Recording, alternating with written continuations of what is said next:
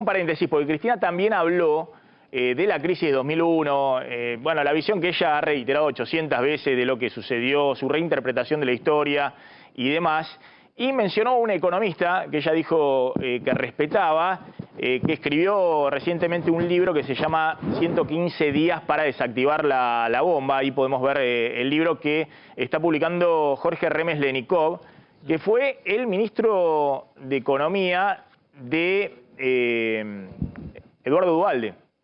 Es decir, el ministro de Economía post-estallido de la convertibilidad, de la salida del 1 a 1, que significó en el 2002 la mayor caída y crisis económica de la historia. Bueno, lo que ustedes saben, ¿no?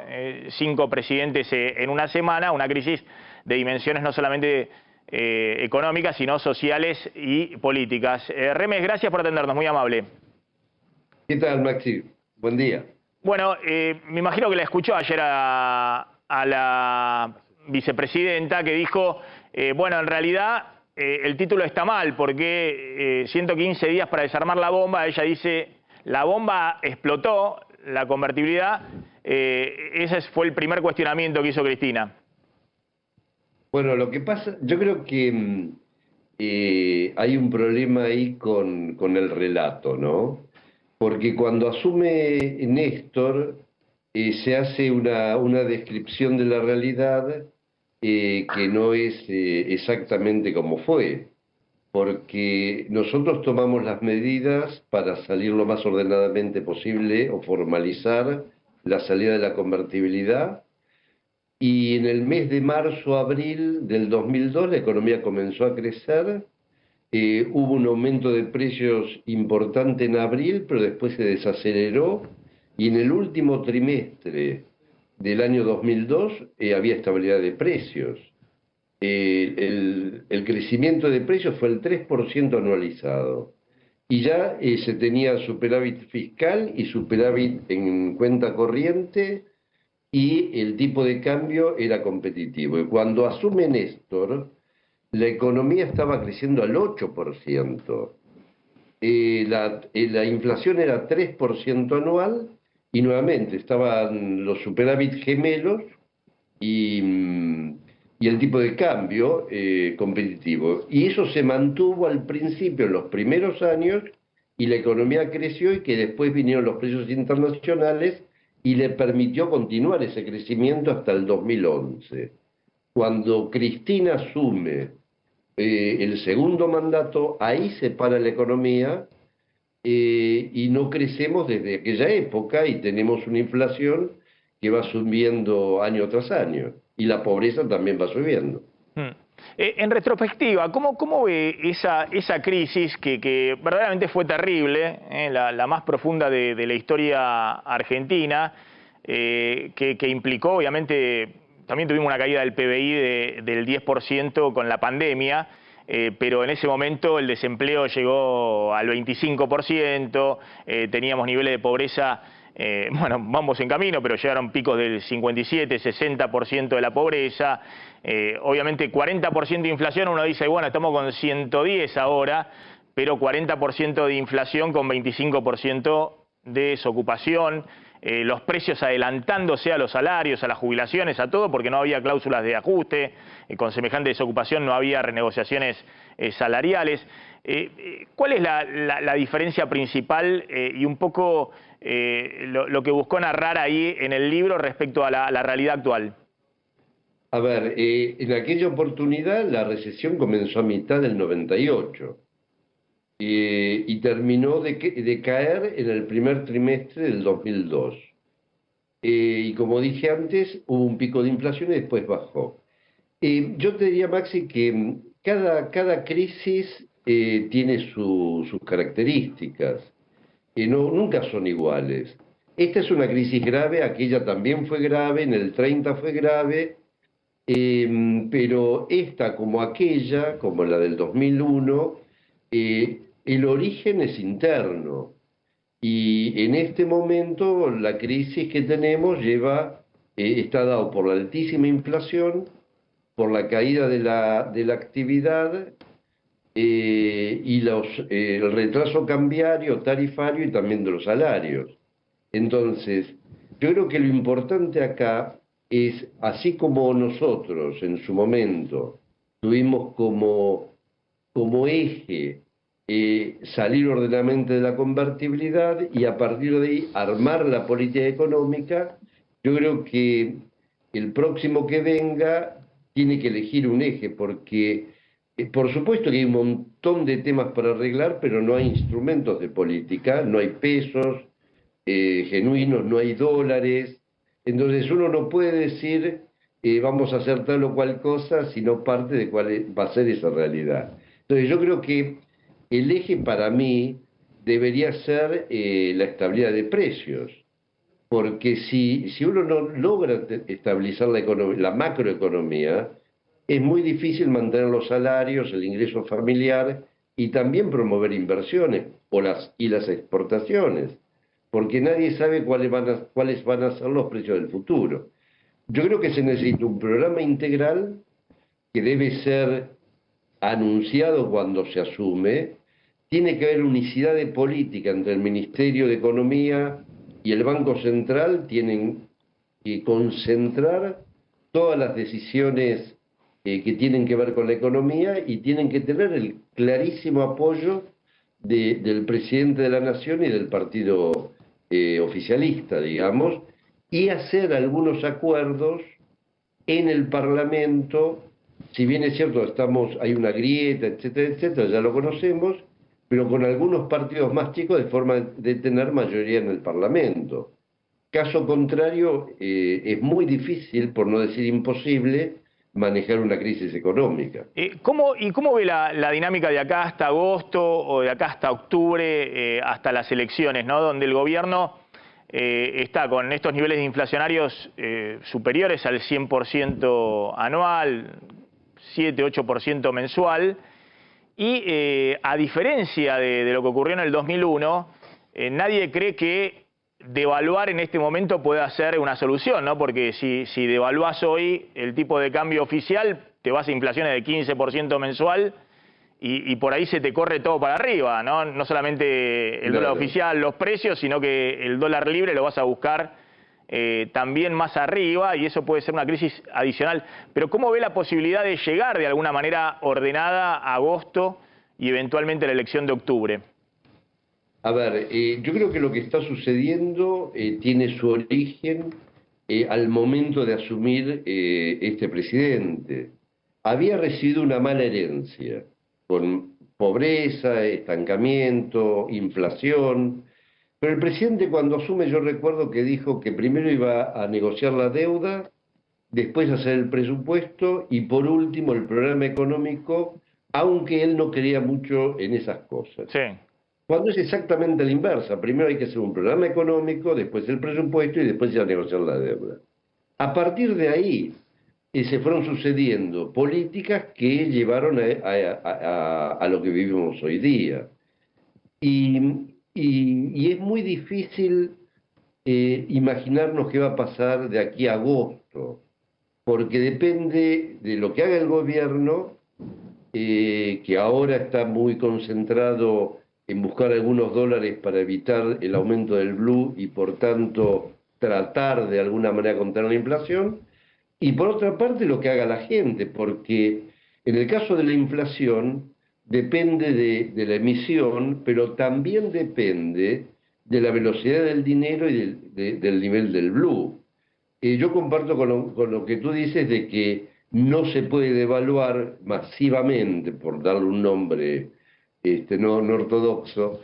El gobierno viene devaluando a razón de cómo va la inflación, pero un salto mayor sin un programa de contención es lo que vos decís de que nos vamos espiraliza, tiene el riesgo de espiralizar, sí, claro, sí. Para mí lo deseable es que la cosa no empeore, porque no va, digamos, no va a mejorar, pero que no empeore. Ahora, ¿qué va a suceder efectivamente? No se puede saber. Y le hago la última volviendo al libro, ¿no? A 115 días para desactivar la bomba, que yo digo, siempre estos libros vale la pena porque son los protagonistas de hechos económicos que después leemos en papers, en libros y demás, pero el que fue protagonista revela otra cosa, que son las condiciones y las condicionalidades que tiene hacer política económica en medio de una democracia donde todo está en ebullición y en movimiento. La oposición, la calle, los empresarios, los sindicatos, bueno, los bancos con los depósitos. Entonces, la verdad que son muy interesantes este tipo de libros, ¿no? Como el de Juan Carlos Torre en el quinto piso, ¿no? Una temporada en el quinto piso que narra de una manera que yo no había leído hasta ahora la experiencia de Zurruil y del equipo económico de Alfonsín, que fue del plan austral a la hiperinflación. Hablando de esa salida de la convertibilidad, usted dice, claro, la convertibilidad entró a partir de 98 en recesión, porque devaluaban los países del sudeste asiático, salieron de tipo de cambio fijo, en enero del 99 devaluó Brasil, devaluó todo el mundo, se cambió el paradigma, ya no iban más tipo de cambio fijo, y eso generó que, bueno, que la Argentina, sin tener la posibilidad de devaluar, estaba cara en dólares, y empezó a haber una recesión muy grande, había que tener deflación de precios y salarios. Y eso es muy difícil y tensiona a toda la sociedad, por eso pierde el peronismo la elección. Y después queda atrapado en esa convertibilidad, nadie quería salir del 1 a 1 porque era un peso, un dólar, era muy atractivo, pero quedó atrapado también el gobierno de la Alianza, que siguió con la recesión, siguió sin poder conseguir dólares para que financiaran también el pago de la deuda, que era el único sostenimiento de la convertibilidad, la deuda en dólares, que era la única forma que la convertibilidad generara dólares, que te prestaran desde afuera. ¿Cómo está viendo eso a raíz de la discusión de la dolarización, de la cual ayer habló Cristina, y de alguna manera es el caballito de batalla de Milei, que está interpelando al resto de la dirigencia política? El tema de la dolarización nace en el 98, cuando lo plantea Menem y Pou en el Banco Central, que se abortó esa idea de alguna manera en la Cámara de Diputados, donde Lamberto, yo y otros más éramos los que nos dedicamos al tema económico y no estábamos de acuerdo. Cuando nos toca estar a principios del 2002, recibimos muchísimas presiones para dolarizar y también nos opusimos. Y nos opusimos primero porque pienso que un país que se necesita desarrollar requiere tener todos los instrumentos de política disponibles, y con la dolarización se pierde el instrumento de la política monetaria y la política cambiaria. Segundo, cuando uno se enfrenta a problemas complejos, las respuestas necesariamente también son complejas, y uno no puede resumir todo en que con la dolarización se resuelven los problemas, porque con la dolarización se puede resolver el problema inflacionario, pero no el de la economía real, el empleo, el déficit fiscal, la situación de las industrias, etcétera, etcétera. Y también el otro problema es que quedamos supeditados al dólar y a la política de los Estados Unidos en función de su propia productividad y competitividad y sus decisiones geopolíticas. Fíjense ustedes que el dólar, si lo toman en los últimos 5, 6 o 7 años, en relación a monedas fuertes como el euro, sube y baja también, y nosotros vamos a quedar en ese juego. Yo creo que tenemos que ir a lo que hacen todos los países exitosos que se desarrollan y que manejan su propia moneda y construyen lo que se denomina algo así como una economía normal, que les permite crecer, bajar la pobreza, el ascenso social, etcétera. Yo creo que la dolarización no es lo adecuado para la Argentina, y por eso mismo solamente un puñado de países de menor tamaño y de menor complejidad que la nuestra que están dolarizados. Lo que usted dice respecto a la dinámica cuando estás dolarizado, que pasó más o menos lo mismo con la convertibilidad, con el 1 a 1, que no se podía devaluar, bajan los precios de las commodities o sube la tasa de interés de Estados Unidos y aprecia el dólar, claro, y todos los países de la región devalúan, Brasil principalmente, que es nuestro gran socio comercial. La Argentina no puede devaluar, porque o está dolarizada o en su momento tenía convertibilidad, tiene que hacer una deflación de precios para ganar competitividad, es decir, tiene que o ir a una recesión fuerte. Las deflaciones se logran con recesiones principalmente, ¿no? Y eso es lo que empezó a pasar en el 98. Como comentabas, en el 2000-2001, y la deflación no es algo bueno, porque aumenta en términos reales la deuda. Sí. Entonces, y las empresas dejan de, primero los consumidores dejan de consumir porque esperan que los precios sigan bajando, y las empresas temen invertir porque temen que los precios sigan bajando. Entonces se genera un circuito recesivo que llega a la depresión. Claro, las deflaciones se alcanzan pues son deflaciones de precios y salarios, obviamente, también. Es decir, tienen que bajar nominalmente los precios y los salarios, y eso se logra después de un largo tiempo de recesiones o incluso de depresiones. Muchas gracias, Remes. La próxima lo seguimos. Es muy interesante este tema con los protagonistas. Yo creo que en algún momento Eduardo Menem contó, yo me acuerdo porque estuve en la cumbre del FMI en el año 98, donde Menem era una estrella mundial del FMI. De hecho, habló Clinton en esa cumbre, en la inauguración, y lo puso a Menem al lado a hablar, al presidente de la Argentina, porque pese a que ya la convertibilidad empezaba a crujir, era la niña bonita de Washington, del Fondo Monetario y los organismos internacionales. Y creo que Eduardo Menem cuenta que hubo una misión con el equipo de Roque Fernández para chequear con el Tesoro norteamericano si se podía dolarizar en la Argentina, y el Tesoro norteamericano dijo no, le bajó el pulgar, y obviamente si no tenía los dólares para dolarizar, porque la convertibilidad solo garantizaba con dólares la base monetaria, es decir, el circulante y los encajes en efectivo de los bancos en el Banco Central, pero no los depósitos, como quedó demostrado. Los depósitos no eran dólares, eran argendólares, eran una denominación que cuando la gente fue a buscar los dólares no estaban.